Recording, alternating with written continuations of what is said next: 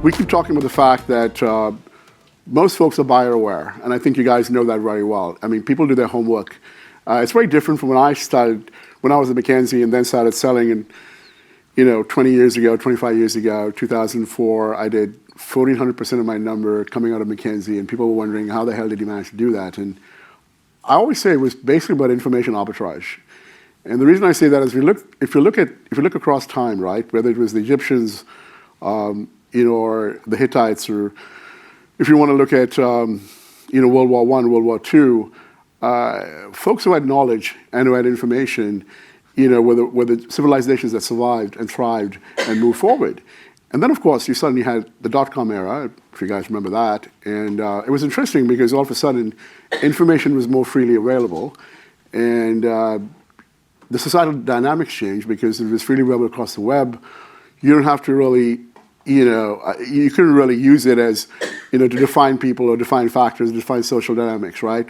With AI, what we're seeing is the edge that you had, right? So, for example, one of the reasons I think I did well at that point in time was because I wasn't that smart, but I just worked harder than everyone else. And what I mean by that is I looked at the 10K, I looked at the 14A, I figured out, what really mattered to my customers, and then based my interactions on that. I focused more on what I believe drive value for my customers. And that paid in spades for me because, I was able to beat, SAP, and I was at Oracle at that time. I beat SAP, and I beat the rest of the crew.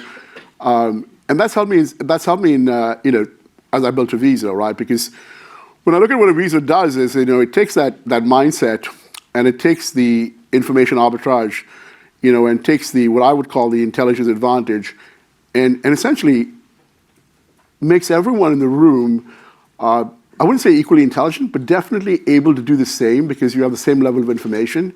And I think what's really going to differentiate folks as they go forward is the ability to innovate faster, take advantage of AI in terms of intelligence, and be able to build applications and innovate with them and use it in a fashion that's going to turn your salespeople into, I like to say the next, Isaac Newton, because he's my favorite, of course. But essentially, I think that's where Aviso does, is because we provide you the tool sets to really have that unfair advantage because you're supremely well informed.